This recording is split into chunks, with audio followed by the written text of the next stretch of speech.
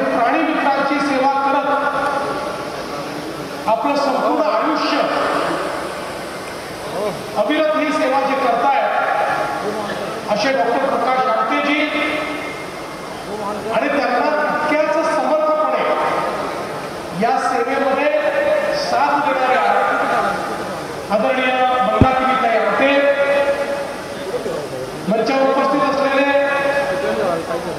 आमचे सहकारी मंत्री जयकुमार रावलजी, जयकुमार गोरेजी, खासदार स्मिताताई वाघ, शोभाताई बच्छाव, अमरीशभाई पटेल, ज्येष्ठ नेते अरुणभाई गुजराती, या ठिकाणी उपस्थित मातोश्री लताताई रोहिदास पाटील, आमचे मित्र कुणालबाबा पाटील, काशीरामजी पावरा, अनुपजी अग्रवाल, हेमंतजी पाटील, राजेशजी पाडवी, दिलीपजी बोरसे, सत्यजितजी तांबे, मंजुळाताई गावित, सुभाषजी भामरे, रणजित सिंग नाईक निंबाळकर, सुभाषजी देवरे, विनयजी पाटील, दीपकजी पाटील, बापूसाहेब खलाणे, गजेंद्र शेठ अंपळकर, मंचावरील सर्व मान्यवर आणि या ठिकाणी उपस्थित सर्व माझ्या माता भगिनी आणि बंधूंनो,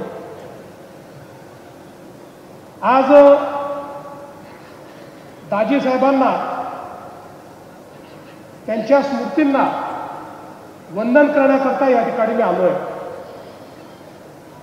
आणि मला खरं म्हणजे त्यांच्यासोबत विधानसभेमध्ये काम करण्याची संधी मिळाली. त्यांचं नेतृत्व आणि त्यांचं व्यक्तित्व हे दोन्हीही मी जवळून बघू शकलो आणि खऱ्या अर्थानं एकीकडे संपूर्ण व्यवस्थेची माहिती, चांगलं ज्ञान असताना देखील अतिशय विनम्र स्वभाव हे दाजी साहेबांचं वैशिष्ट्य होतं. सर्वांशी अतिशय विनयशीलतेने ते वागायचे आणि किती अटीतटीची परिस्थिती आली, विधानमंडळात किती संघर्षाची वेळ आली, तरीही शांतपणे त्या ठिकाणी तो मुद्दा हाताळण्याचं कसब हे त्यांच्याकडे होतं. आम्ही विरोधी पक्षात काम करायचो, त्यामुळे साहजिक सत्तारूढ पक्षावर तुटून पडण्याचं काम आम्ही करायचो. पण जेव्हा दाजींचा विषय असायचा त्यावेळी अशा सगळ्या प्रश्नांना शांतपणे उत्तर द्यायचं आणि समर्पक उत्तर द्यायचं. अनेक वेळा असं होतं की विरोधकांना उत्तर देण्याच्या ऐवजी कधी कधी मंत्री त्यांना अपमानित कसं करता येईल किंवा त्यांना खाली कसं दाखवता येईल अशा प्रकारचा प्रयत्न देखील करताना आपल्याला पाहायला मिळतात. पण दाजी अशा प्रकारच्या मंत्र्यांपैकी होते की ते शांतपणे मुद्दा समजून आणि समोरच्याचंही समाधान होईल अशा प्रकारचं उत्तर द्यायचे. आणि म्हणूनच विधानसभेमध्ये त्यांचं जे कार्य होतं, त्यांची जी भाषणं होती, त्यांची उत्तर देण्याची शैली होती किंवा त्यांच्याकडे काम करून घेण्याकरता जर कोणी गेला तर त्यालाही जी वागणूक त्यांच्याकडनं मिळायची ती अतिशय सौजन्याची असायची. म्हणूनच महाराष्ट्राच्या विधानसभेत त्या काळामध्ये जे काही मंत्री किंवा नेते हे सर्वसमावेशक मानले जायचे त्याच्यापैकी एक दाजीसाहेब होते. आणि म्हणूनच मला असं वाटतं की त्यांचं संपूर्ण जीवन आपण एका चित्रफितीच्या माध्यमातून पाहिलं. अण्णांपासून झालेली सुरुवात आणि तो वारसा अतिशय समर्थपणे चालवत सातत्याने खानदेशाच्या विकासाचा विचार हा दाजीसाहेबांनी मनामध्ये ठेवला. अक्कलपाड्याचं काम असेल किंवा इतर इथले प्रकल्प असतील, या प्रकल्पाचं स्वप्न त्यांनी बघितलं, त्याकरता संघर्ष हा त्यांनी उभा केला. आणि आता कुणाल बाबांनी सांगितलं खरं आहे की 2014ला माननीय मोदी साहेबांच्या नेतृत्वात या महाराष्ट्रामध्ये ज्यावेळी आपलं सरकार आलं त्यानंतर मात्र ही जी स्वप्न दाजीसाहेबांनी बघितली होती या स्वप्नांना पंख आम्ही दिले, त्याला वेग आम्ही दिला, त्याला निधी आपण उपलब्ध करून दिला. आपले या ठिकाणी खरं म्हणजे जयकुमार रावलजी असतील किंवा डॉक्टर सुभाष भामरेजी असतील, या सगळ्यांनी खूप मेहनत त्याच्या पाठीमागे केली. कुणाल बाबा देखील आमदार म्हणून त्याचा पाठपुरावा करायचे आणि मला असं वाटतं की आज ही सगळी स्वप्न निश्चितपणे पूर्ण होताना दिसत आहेत. आणि विशेषतः सुलवाडे जामफळ सारखा प्रकल्प की ज्या प्रकल्पाकरता डॉक्टर सुभाष भामरे, जयकुमार भाऊ आम्ही सगळे या ठिकाणी प्रधानमंत्र्यांना भेटलो. आज त्या प्रकल्पाने या धुळे तालुक्याचा तर संपूर्ण कायापालट हा पुढच्या काळामध्ये होणार आहे. आणि म्हणून मला हे सांगताना आनंद वाटतो की जी स्वप्न दाजीसाहेबांनी बघितली, ज्या गोष्टींकरता दाजीसाहेबांनी संघर्ष केला, त्या गोष्टींना हातभार लावून पूर्ण करण्याकरता आज आम्ही प्रयत्न करू शकलो आणि त्या सगळ्या गोष्टी आज आपल्याला टप्प्यात दिसत आहेत. मनमाड इंदोर रेल्वेचा विषय असेल, 18,000 कोटी रुपये मोदीजींनी त्याकरता दिले आहेत. आणि मी पुन्हा एकदा सांगतो की हे 6 राष्ट्रीय महामार्ग, ही मनमाड इंदोर रेल्वे आणि आपला नरडाणा, एक असं डेडली कॉम्बिनेशन कुणाल बाबा पुढच्या काळात आहे की तुम्ही चिंता करू नका. तुम्ही जे स्वप्न या ठिकाणी बघितलेलं आहे ते स्वप्न देखील आपण पूर्ण करू. मला या गोष्टीचा मनापासून आनंद आहे की दाजी साहेबांसारखाच स्वभाव आणि त्यांच्यासारखीच कार्यपद्धती ही कुणाल बाबांनी देखील या ठिकाणी स्वीकारली. आणि म्हणूनच आज त्यांनी राजकारणाच्या पलीकडे जाऊन मोठ्या प्रमाणात सर्वांचे संबंध तयार केले. वेगवेगळ्या प्रकारे विकास करण्याकरता काय करता येईल याची संकल्पना त्यांच्या डोक्यामध्ये असते. ते एक दृष्टी असलेले राजकारणी आहे.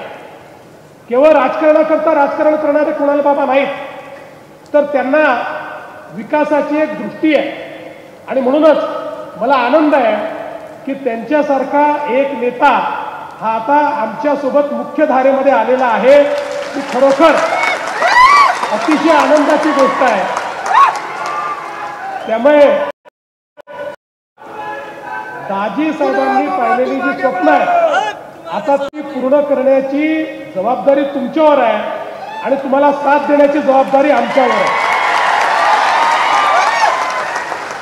ती सगळी आपण पूर्ण करू हा विश्वास आज या निमित्ताने मला निश्चितपणे द्यायचा आहे. अक्कलपाडासारखा प्रकल्प आहे, तो 100% भरला पाहिजे. याकरता लँड ॲक्विजिशन करायचं आहे, त्याला आपण ऑलरेडी मान्यता दिलेली आहे. त्याच्याकरता जे पैसे लागतील ते आपण देऊ आणि 100% क्षमतेने त्या ठिकाणी तो चालेल हा प्रयत्न आपण करू. मागच्या काळामध्ये तिथनं थेट पाईपलाईननी धुळ्याकरता जे काही पाणी आपल्याला द्यायचं होतं त्याचंही काम आपण त्या ठिकाणी केलं.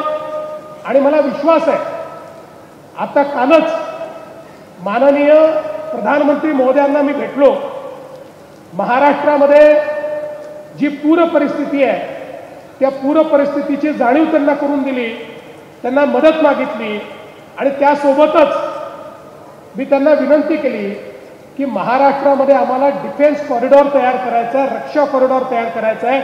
कारण डिफेन्स मॅन्युफॅक्चरिंग हे सर्वाधिक रोजगार देणारं अशा प्रकारचं क्षेत्र झालेलं आहे. आणि त्यांना 3 कॉरिडॉर मी मागितलेले आहेत. त्यातला एक कॉरिडॉर हा नाशिक आणि धुळे. हे मला सांगताना आनंद वाटतो की नाशिक आणि धुळ्याचा कॉरिडॉर हा मी त्या ठिकाणी रक्षा कॉरिडॉर म्हणून तयार करू इच्छितो, जेणेकरून आपल्या धुळ्यातल्या तरुणाईच्या हाताला या ठिकाणी मोठ्या प्रमाणात काम मिळेल.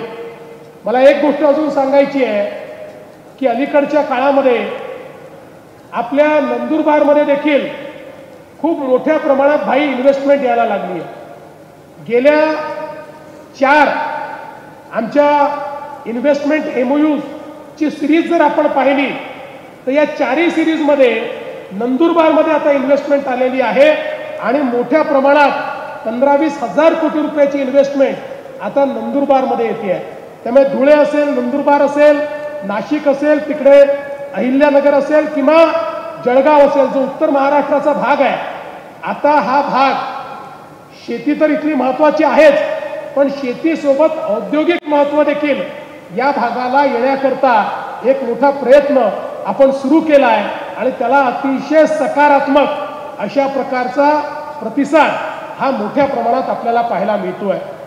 आज एका गोष्टीचा अजून मला आनंद आहे की लोकनेते दाजी साहेबांच्या स्मृतीप्रित्यर्थ देण्यात येणारा पहिला जनसेवा पुरस्कार हा या ठिकाणी ज्यांनी खऱ्या अर्थानं परिवर्तनीय ट्रान्सफॉर्मेशनल अशा प्रकारचं कार्य केलं आहे त्या डॉक्टर प्रकाश आमटेंना या ठिकाणी आपण दिला. मगाशी कैलासजींनी उल्लेख केला की या ठिकाणी आदरणीय बाबा आमटेंनी ज्या प्रकारे कुष्ठरोग्यांची सेवा केली आणि त्यातनं आनंदवनचा प्रकल्प हा उभा राहिला आणि त्यातनं एक खूप मोठं काम हे केवळ कुष्ठरोग्यांकरता नाही तर आदिवासी समाजाच्या सर्वांगीण विकासाकरता हे त्यातनं उभं राहिलं. बाबांनी भारत जोडो यात्रा केली आणि एका वेगळ्या उंचीवर हे सगळं काम आणि हा विचार त्यांनी पोचवला आणि त्याच वेळी मगाशी प्रकाशदादांनी सांगितलं 22व्या वर्षी हेमलकस्याचा प्रकल्प आणि मी गडचिरोलीत जातो त्यामुळे गडचिरोलीचा सगळा भाग मी बघितलेला आहे. ज्या काळात तुम्ही गडचिरोलीला त्या ठिकाणी हेमलकस्याला गेले त्या काळामध्ये जायचा रस्ताही नव्हता, तिथे जाण्याची व्यवस्थाही नव्हती, सरकारी अधिकारी देखील तिथे जात नव्हते, अशा प्रकारची अवस्था होती. तिथली गावं ही केवळ आपल्या महसुली रेकॉर्डवरची गावं होती, पण वर्ष त्या गावांमध्ये सरकारचा कोणचा अधिकारी, अगदी छोट्यातला छोटा अधिकारी देखील, कर्मचारी देखील जायचा नाही. भगवान भरोसे अशा प्रकारची व्यवस्था ही त्या काळामध्ये होती.